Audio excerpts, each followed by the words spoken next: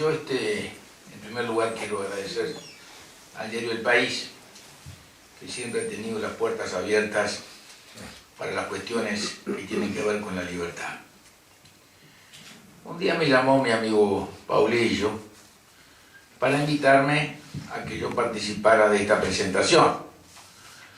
Y me explicó, en pocas palabras, todo lo que se ha dicho acá con tanta claridad por nuestro amigo, que forma parte de la organización del Centro para la Apertura y el Desarrollo de América Latina, CADAL, y que forma parte también de una red muy importante de la cual todavía nosotros no tenemos ningún representante y lo tenemos que armar, porque estamos en deuda con la democracia desde el punto de vista de nuestra acción internacional. Y me invitó para que yo hiciera una presentación de este libro. Yo, la primera cosa que le dije a Paulillo, mire que yo, para leer sí, pero para explicar lo que leo desde el punto de vista literario, no. O sea, yo puedo decir lo que me impresiona de este libro, pero no lo puedo, digamos, calificar literariamente. No soy un crítico literario y por tanto no soy una autoridad en ese rubro. Y hoy, como fue ayer el Día de la Libertad de Expresión, y estamos ocupando este sitio para hablar de la libertad de expresión a través de este libro, en el caso concreto de Cuba, yo quiero decir alguna cosa, no con respecto a por qué pasa eso que se dijo acá, de por qué los gobernantes tienen ese temor político de expresarse claramente a propósito de un sentimiento colectivo. Porque cuando nosotros presentamos por primera vez, un gobierno de América Latina presentó por primera vez, no una condena a Cuba, simplemente una solicitud ante la Comisión de Derechos Humanos para que la persona que está designada por Naciones Unidas para vigilar los derechos humanos, que contó con el voto para ser designada del propio gobierno cubano, así como venía al Uruguay, investigaba la cosa del Uruguay y hacía sus críticas públicas, también fuera por Cuba y pudiera investigar. Es una resolución que redactó el canciller Operti y que nosotros presentamos y que contó con el voto, salvo de Brasil, porque tiene una política permanente de abstenerse de este tema, con el voto de México, con el voto de Chile y con la mayoría de los restantes integrantes del comité. A lo que, naturalmente, la respuesta que recibimos fue tan agresiva y tan dura, no personal a mí, sino en mi condición de presidente de la República, que me vi en la necesidad, para hacer respetar la dignidad de nuestro país, de romper relaciones diplomáticas.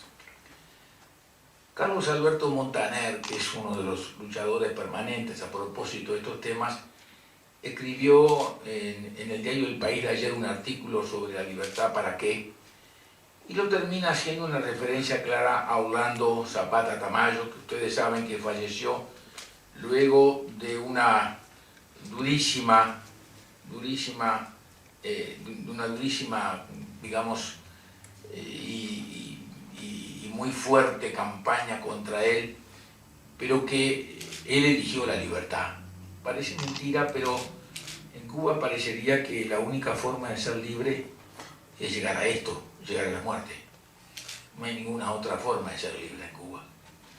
En Cuba no se puede hablar, no se puede discrepar, no se puede escribir con libertad, sin estar sometido a una prisión que no se sabe por cuánto tiempo ni por qué causa.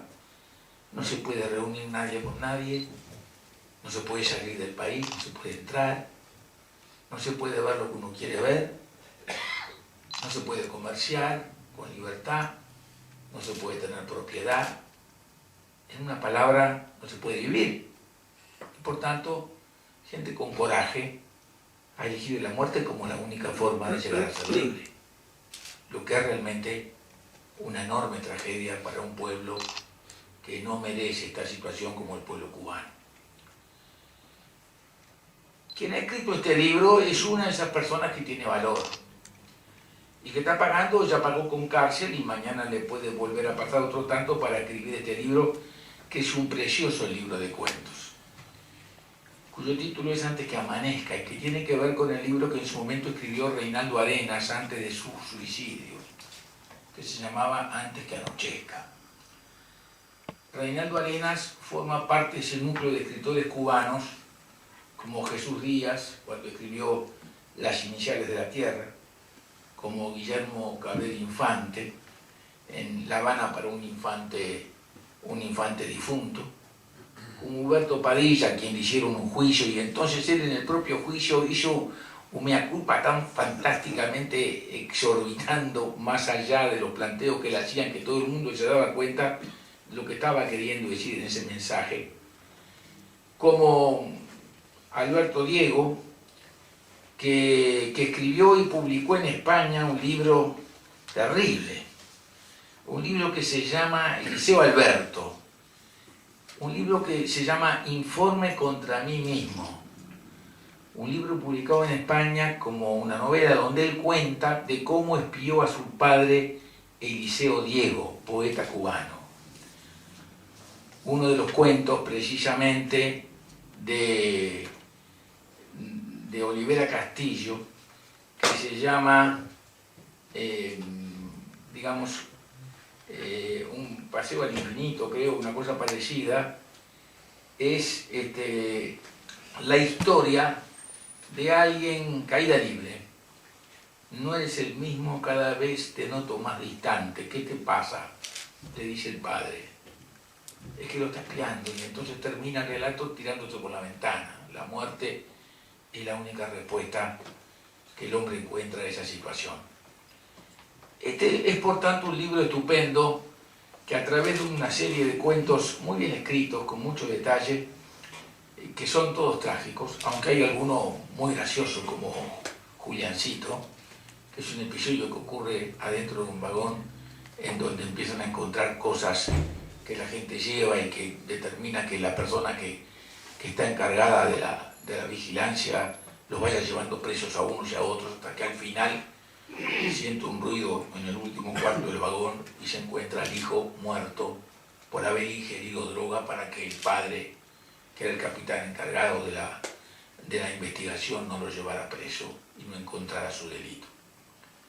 En una palabra, este es el mundo que se está viviendo hoy en Cuba y que han denunciado distintos intelectuales a través de los medios tan pobres con los cuales tienen para expresarse, como ya lo había hecho alguna gente que había trabajado inclusive en tiempos del auge de la revolución, como lo hizo por ejemplo Benigno.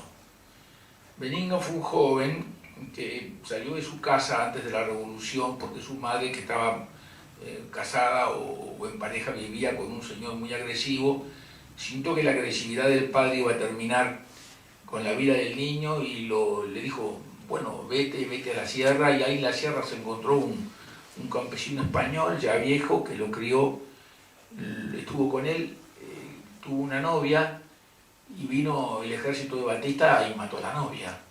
Y él se incorporó a la Sierra Maestra con Guevara, fue un hombre muy fiel a Guevara, lo salvó de la vida cuando Guevara hizo su incursión en África y estuvo acompañándolo en Bolivia. Luego emigró, al principio no sabía ni leer ni escribir, luego emigró y escribió un libro formidable con respecto a una cantidad de cosas que han ido sucesivamente a través de esos textos informándonos de la realidad de Cuba. Y claro, lo mismo lo tenemos de los periodistas, ¿no? Hay un libro escrito en 1995 llamado Fin de siglo en La Habana por dos periodistas, Fogel y Rosenthal, que es un libro editado en el año 1995 en Francia, que es un libro fantástico, absolutamente fantástico, en donde va contando todas estas experiencias que todos los días nosotros estamos recibiendo. Fíjense que estamos hablando de 1995 y estamos en el 2010, y el otro reciente es un libro de Federico Guiglia, un periodista nacido en Montevideo en el 59, está editado en Italia, llamado Il Sole Nero, que es un relato del exilio cubano. Y recientemente se ha editado otro libro llamado El Rompecabezas cubano, editado en 2008, y escrito por Fernando Rasberg, otro periodista uruguayo, corresponsal del servicio latinoamericano de la BBC en La Habana, que hace 17 años que está en La Habana. Hace 17 años que está en La Habana y cuenta con detalle lo que es la situación como él la ve, en donde hay cosas a favor y cosas en contra, como todo, pero en donde él, resumidas cuentas, al final dice: nunca en los 17 años que llevo en la isla había visto tal unanimidad respecto a la necesidad de cambios. Cuando uno mira los párrafos iniciales del libro de Fogel, dice: en Cuba el periodismo es un arte minimalista. La más reciente guía telefónica data de 1979. El único listado administrativo disponible es el que publica en Estados Unidos, en versión censurada, la CIA. Todo esto me hace acordar algo terrible. Yo, claro, ya tengo 82 años y medio, naturalmente que ahora en adelante voy a empezar a cumplir menos, por cierto, y he visto muchos de estos regímenes.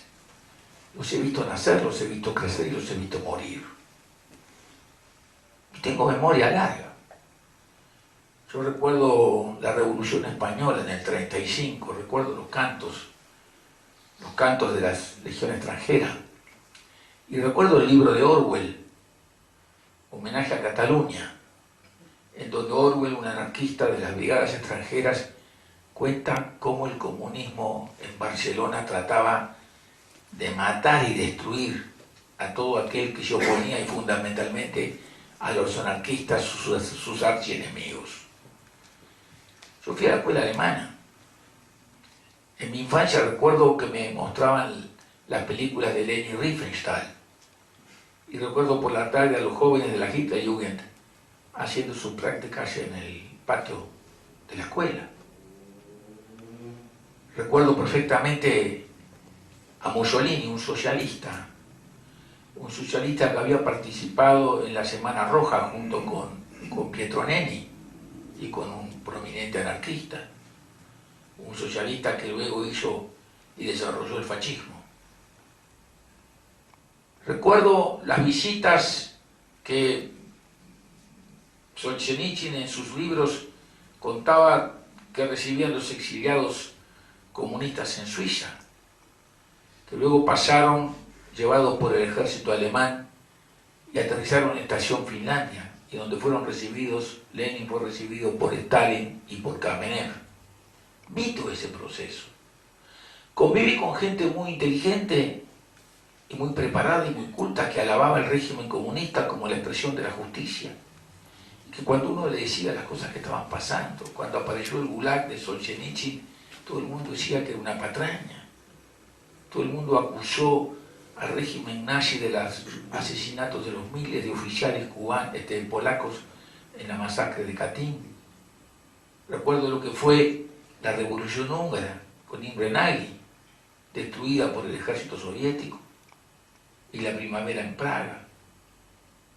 Y recuerdo una cosa que seguramente todos vieron: La vida de los otros, esa formidable película alemana que habla de cómo se desarrolló el proceso tentacular de control de la vida, el pensamiento y acción de cada ciudadano en Alemania bajo el mando de Honecker y de sus otros integrantes del Partido Comunista.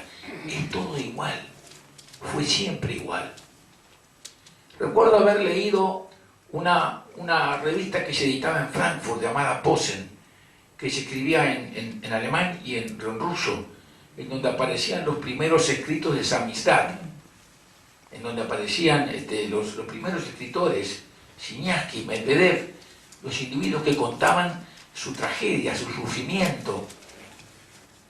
Recuerdo cómo todo eso fue lentamente permeando a las sociedades y cómo la intelectualidad en Europa primero y progresivamente se dieron cuenta de cuál era la verdad detrás de aquel gran manifiesto de la justicia como emblema de lo que había sido la revolución soviética de octubre, no la revolución de febrero del 17, que fue una revolución democrática contra el zar, sino la revolución de octubre.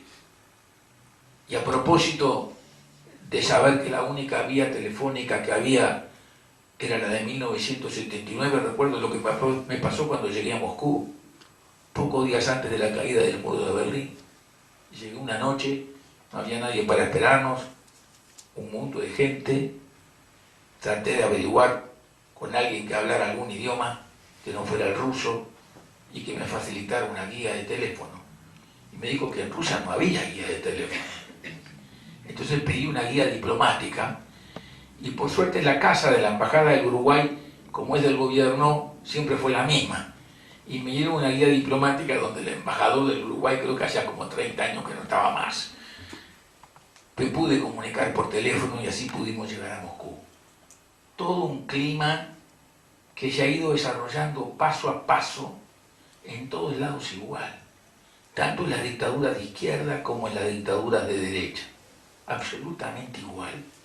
Todas son iguales, todas son globales, todas creen que son capaces de resolverle la vida a todos imponiéndole su conducta, su pensamiento, su manera de ser en todas las cosas, en las más triviales, en las más absurdas. Cuando, como en Cuba, en el tiempo llamado periodo especial, a raíz de la caída del régimen soviético, quedaron desamparados. Yo estuve en Cuba en 1984 acompañando a Enrique Iglesias, y en el puerto de Cuba se veían llegar los barcos rusos con alimentos. He visto llegar barcos rusos con 10.000 toneladas de manteca. O sea, se producía nada para comer y todo se llegaba desde el sistema que integraban con Rusia desde el punto de vista económico. Y sin embargo, pese a todo eso en el periodo especial, cuando eso cayó y no había ninguna solución económica para nada, en primer lugar se desarrolló una formidable campaña de la Unión de Juventudes Comunistas a favor del amor, porque el amor parecía ser el refugio de la libertad.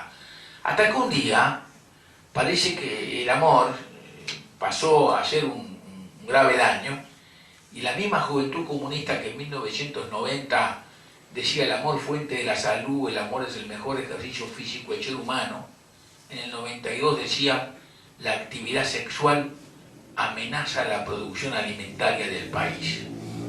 Entonces, el ministro de Justicia, en una resolución que se votó, para que ustedes vean a qué grado de locura llega esto de privarle a la gente de su libertad, en una resolución que se votó, que se dictó en el año 91, en la resolución número 69, dice: abriendo el vacío inmenso de los días ociosos, el Ministerio de Justicia reglamentó la actividad sexual en el periodo especial.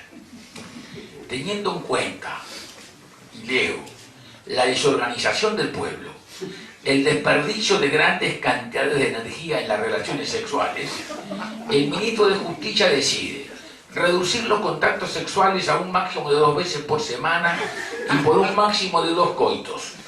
Dicho coito no excederá de 20 minutos, tiempo que se distribuirá de la forma siguiente: 5 para el calentamiento general, 5 para el toqueteo y 10 para el coito propiamente dicho.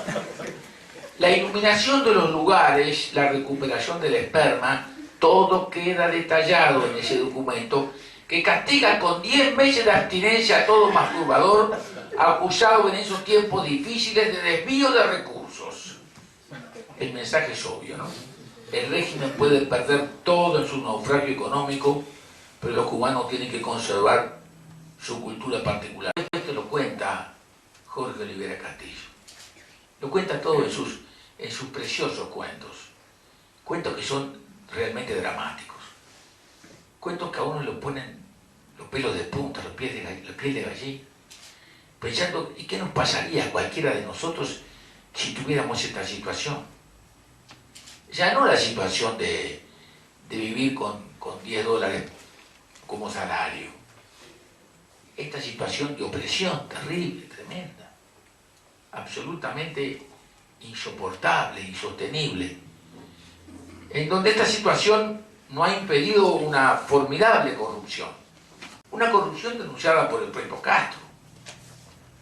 El robo en los comercios en dólares es tan gigantesco que basta pararse en la puerta, ahora después lo suprimieron los comercios en dólares, basta pararse en la puerta para que le ofrezcan la misma mercadería a precio más bajo, porque esto que escribe este periodista uruguayo desde Cuba el 12 de mayo del 2004 es el tiempo en donde había libertad para ver comercios y que operaran en dólares, y entonces había una cosa llamada la multa, que la multa era el sobreprecio con el cual se quedaban los funcionarios y los gerentes de los comercios.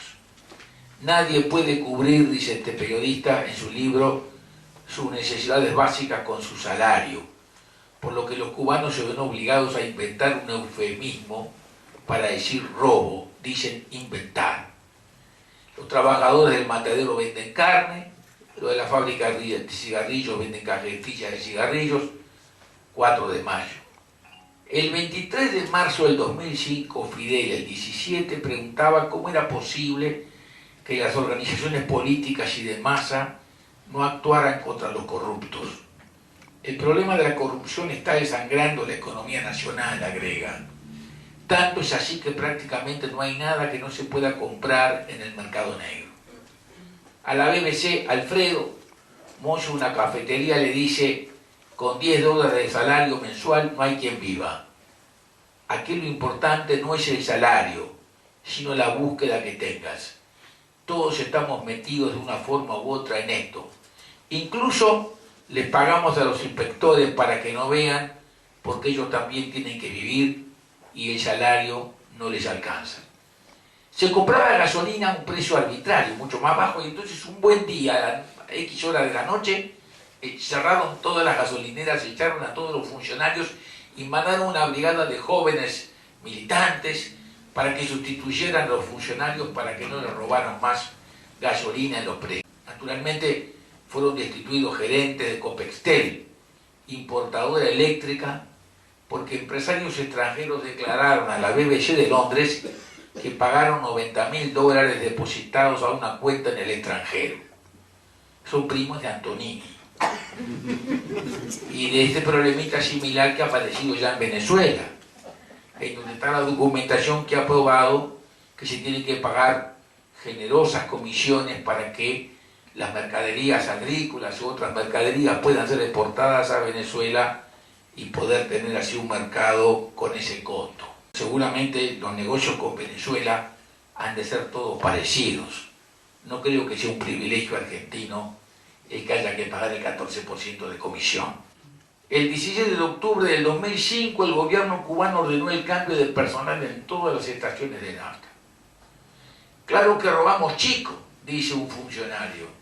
¿O es que él se piensa que yo puedo mantener a mi mujer y a los 2 chamas con $10 mensuales que me paga? Fidel el 19 de noviembre del 2005 habló 6 horas contra la corrupción. La batalla contra estas desviaciones es de patria o muerte. En el 2006, Marino Murillo, ministro de Comercio Interior de Cuba, sustituye a Bárbara Castillo, destituida por el Consejo de Estado, por la consecuencia de la corrupción reinante, y dice: este año revisaremos todos los almacenes mayoristas del país y contaremos los sacos uno por uno para evitar sorpresas desagradables como las que tuvimos. Fíjense ustedes en qué mundo estamos. No se puede hablar, no se puede escribir, no se puede hacer el amor libremente a la hora que uno quiera y en la forma como quiera.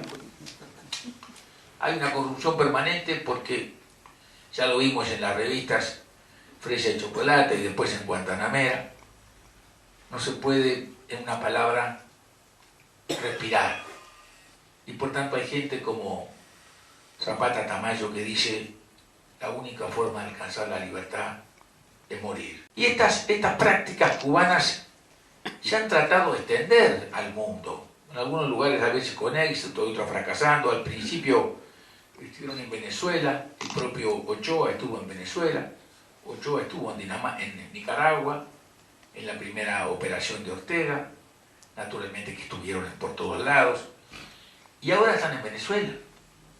El capitán Gullón, en Caracas, recibe en su chacra una comisión del Instituto Nacional de Tierras apoyada por efectivo de las Fuerzas Armadas Nacionales se presentó este jueves en la granja La Ladera, propiedad de Carlos Gullón Celis, ubicada en el valle del Tucutunemo, estado de Aragua, con el objeto de confiscar la tierra alegando que se encuentra improductiva. Yo dije, no hay más. Lo agarraron al capitán Carlos Gullón en su debilidad. Vaya a saber, tendría 5.000 hectáreas. Y entonces, págate. La información fue confirmada a El Universal. Es una nueva arremetida del gobierno, dice el capitán, porque el capitán había hecho denuncias claras de cuánto hay de penetración cubana en las Fuerzas Armadas venezolanas. Bueno, sigue la información y entonces llegó el párrafo donde el capitán Gullón dice cuál es la propiedad que le han intervenido y confiscado. Se trata de una granja de 17 hectáreas.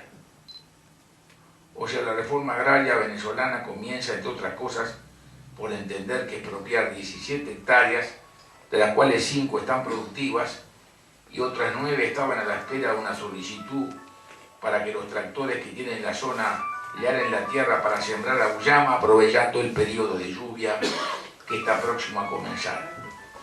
Se presentaron con un capitán, 3 subtenientes, un sargento segundo y 22 soldados. Una maravilla. Un despliegue fenomenal para ocupar 17 hectáreas. Una vieja disputa. En una palabra, con 2 hectáreas productivas, una de 500 matas de lechosa, otra de plátano y otras de cambur, una hectárea de flores exóticas, cualquier persona inculta en agricultura va a mi granja y se enamora, dice el capitán Gullón. Es lo mismo, es todo lo mismo.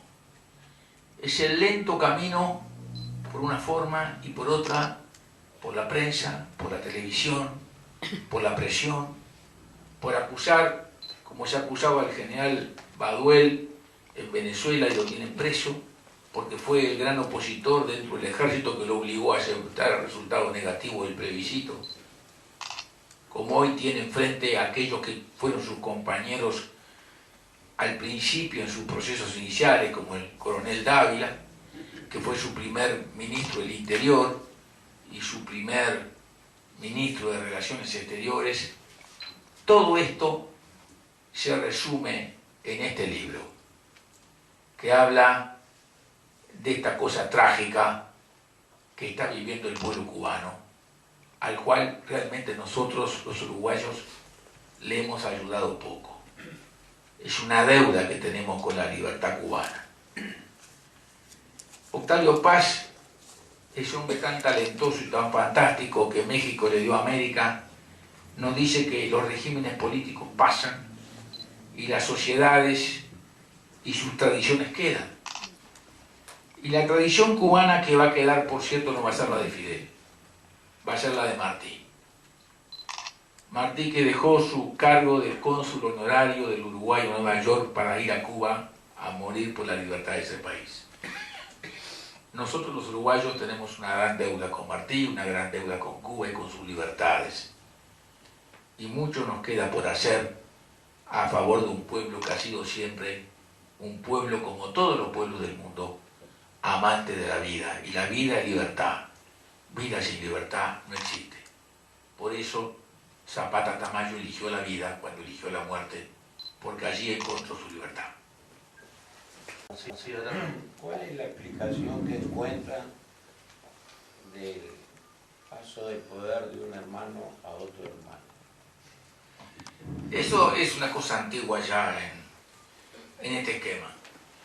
Ya sería entrar a otros temas que en sí mismos son interesantes, son fundamentales para conocer y explicarnos un poco.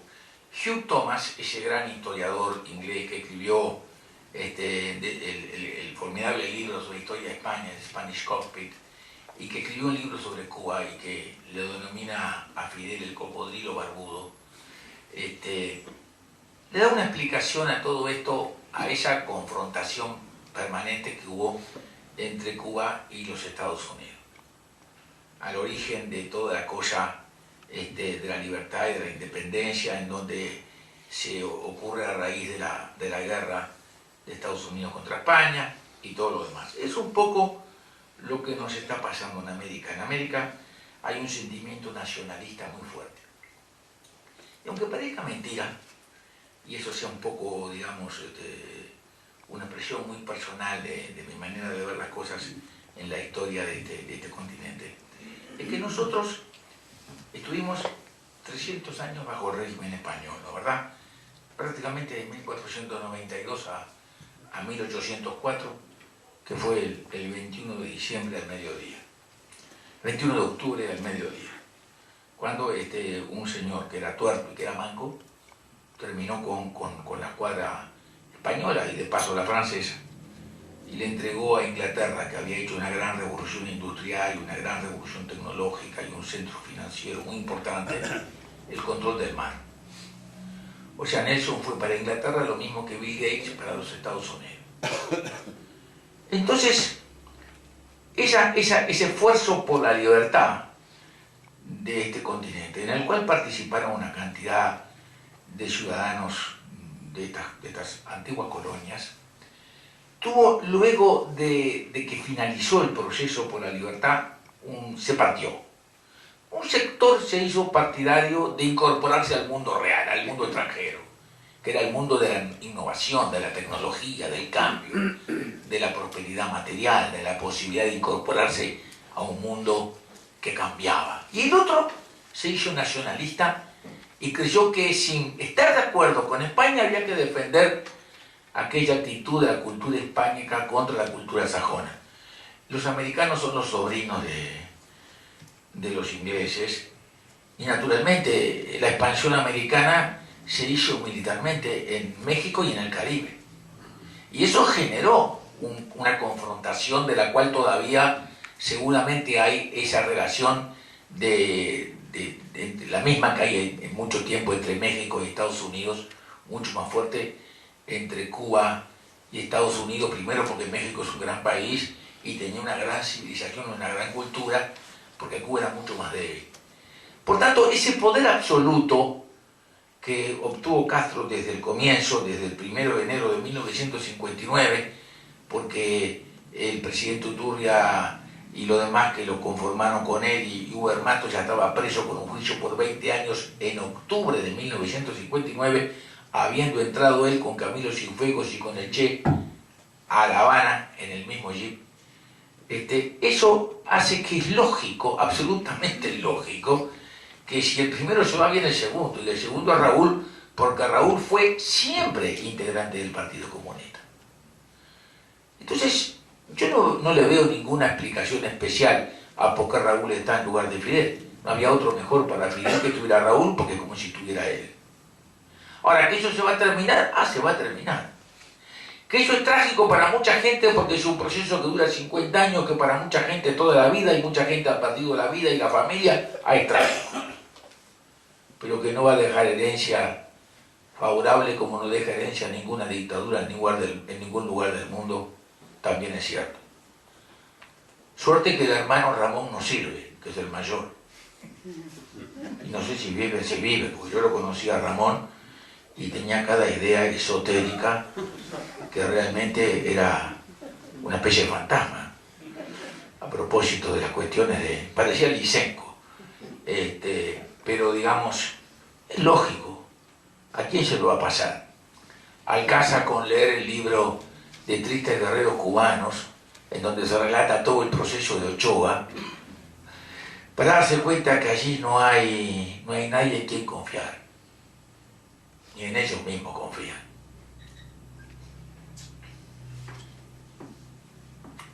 Sí, adelante. Sí, presidente. Usted debe conocer perfectamente cuál es la política del gobierno español respecto a Cuba, a Venezuela, en cuanto a promover el diálogo en vez de la confrontación. El argumento que hace el gobierno español es: si durante 50 años estuvimos tratando de confrontar y no hubo resultados, entonces es mejor dialogar. Y en función de eso, no hay condenas para Cuba porque hay diálogo, no hay condenas para Venezuela porque hay diálogo. ¿Usted qué opina de esa posición de los gobiernos? Mire, yo creo que lo de España es una cosa muy particular, porque España tiene una relación con Cuba en función de que es el último apéndice de su imperio.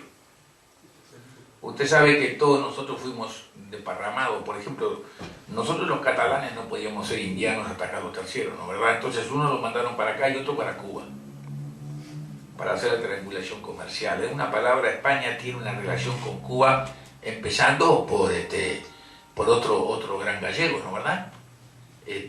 Fra Iribarne, que estuvo en Cuba en su juventud, nació, vivió ahí. Lo cual significa que lo de España es una cosa mucho más profunda que la mera cuestión política. España ha creído, no sé cuál de los gobiernos, tanto cuanto el otro, o el uno, tanto el del PP como el socialista, ha creído que de esa manera ella puede mantener, porque todos los países, los uruguayos también, tienen un fondo imperialista, todos quieren crecer, nadie quiere enflacar, todo el mundo quiere engordar políticamente, económicamente, con presencia, con presión, con configuración, con que yo digo y usted me hace caso. Y entonces España también ha querido mantener esas conexiones con dos países con los cuales tiene colonias importantes. Lo mismo pasa en Venezuela, donde la colonia fue muy posterior, pero fue realmente muy importante la colonia española en Venezuela. Y por tanto, es una especie de hacerse trampas al solitario. Es creer que de esa manera lo van a cambiar a Castro. No, a Castro no lo cambia nadie. Nadie cambió a Stalin. Nadie. Nadie cambió a Khrushchev. Nadie cambió a Honecker. Nadie cambió a Pinochet. Nadie cambió a Franco. No, los dictadores, ni a Somoza, ni a Trujillo, ni a Batista. Esa es una raza que no cambia. Porque solamente sobrevive si no cambia. Si no cae. Yo recuerdo que estuvimos en Panamá en una reunión en donde hubo una confrontación fantástica entre Fidel y Paco Flores, el presidente de El Salvador. Estuvo fantástico Paco Flores, fantástico. Y bueno, cuando se terminaba la reunión, Zedillo, era la última reunión que asistía como presidente de México, y me pareció que había que decir alguna cosa a propósito de Zedillo. Y yo dije, bueno, lo felicito a Zedillo porque se va. Porque cada 5 años o 6 en México se cambia y él se va. Por tanto, lo felicito por el gobierno que hizo, pero lo felicito porque se va. Y Fidel, que es muy inteligente y tiene un carisma muy importante y no es un caudillo porque sí, dijo, bueno, esto será una referencia a su majestad y a mi persona. Y bueno, sí, pero lo dio como un hecho. O sea, España cree que de esa manera va a mantener alguna posición relevante o importante de futuro, pensando que en el futuro, bueno, que no va a pasar nada si ella se pone en contra y que si se pone a favor va a estar mejor que los demás países. Pero digo que los países europeos han sido mucho más enérgicos en la condena que los países de América del Sur, sin ninguna duda. No digo los españoles, pero los demás países sí lo han sido. Creo que es eso lo que le pasa a España. España no está mirando la coyuntura, sino está mirando su posicionamiento en América a largo plazo. Y por eso que España ha hecho esfuerzos considerables con todas estas organizaciones, en donde, por ejemplo, el otro día participamos en el Sheraton, en una organización en donde estaba presidiendo la misma el presidente de la República, el señor Mujica, y Enrique Iglesias como secretario, pero estaban todas las Supremas Cortes de toda América, no sé si estaba también la de Cuba, no sé si hay, no sé si existe y no sé cómo funciona. O sea que España tiene esa intención clara de mantener en este mundo hispano una posición de cierta importancia política. Y es eso, no hay otra cosa, no hay una identidad, no hay una solidaridad, no creen que está bien, no, creen que a largo plazo les conviene. Digo yo. Sí, por favor. Presidente, ¿usted cree que los cambios van a venir desde adentro? ¿Y cuál es eventualmente la influencia del exterior sobre los cambios que... Mire, yo creo que del exterior podemos ayudar a toda esta gente para que se exprese y para que no sean tan duramente castigados. Es una isla. Y a una isla usted no la penetra si tiene un control absoluto del mundo interno, salvo que no tenga más petróleo. Mientras Chávez le dé petróleo todos los días, funcione. La isla está económicamente muy destruida y en la medida en que abran el juego para que la economía funcione, la economía es un factor de generación de oxígeno. O sea, no hay economía que funcione si no hay un creciente ámbito de libertad. Y por eso cuando abrieron las tiendas en dólares y el dólar empezó a ser una moneda corriente, la cosa se empezó a ir de las manos. O sea, me parece que por el lado político no veo a corto plazo salvo una confrontación interna.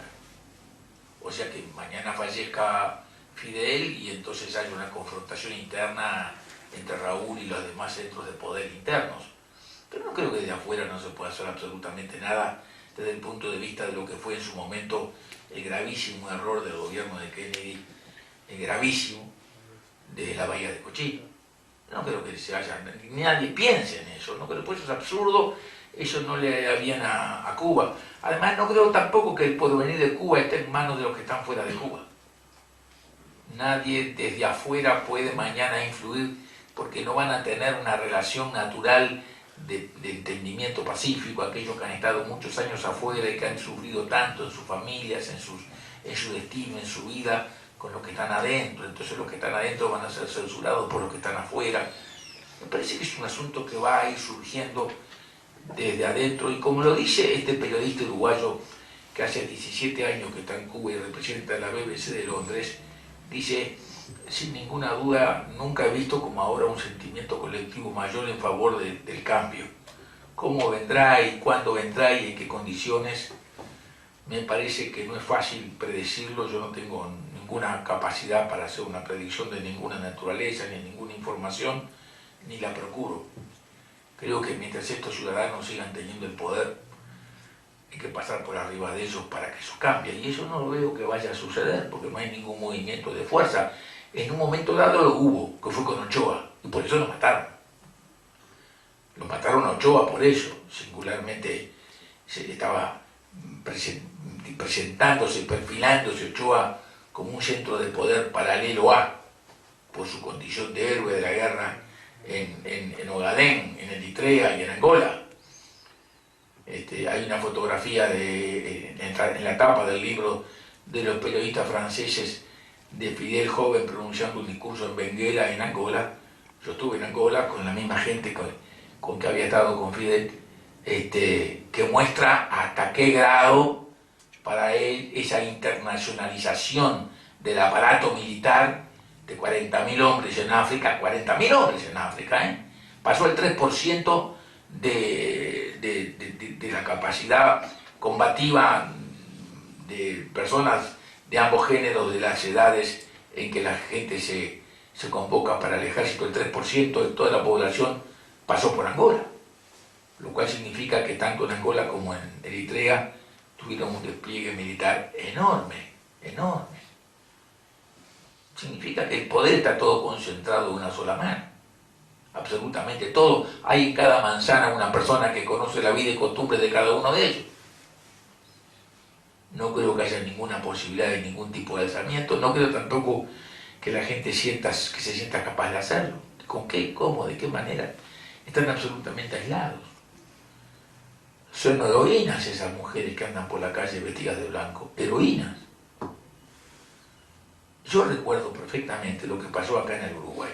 Y lo voy a contar. Me llamó hace pocos días. Está casado, tiene 2 niños. Pero cuando lo vi por primera vez, el panadero no le vendía pan del barrio, el carnicero no le vendía carne. Lo trataban mal a los padres, a él, porque decían que era el hijo de Sara Méndez. Nosotros lo convencimos. Acá hay una persona que colaboró fuertemente en ello. Lo encontré aquí a la entrada. Lo convencimos para que se hiciera el ADN, para demostrar que no era el hijo de Sara Méndez. Hasta entonces acá, en el Uruguay, en Montevideo, en el barrio donde vivía, le hacían la vida imposible. Imposible. Si eso sucede acá, en un mundo de libertad, imagínense en Cuba. Es imposible.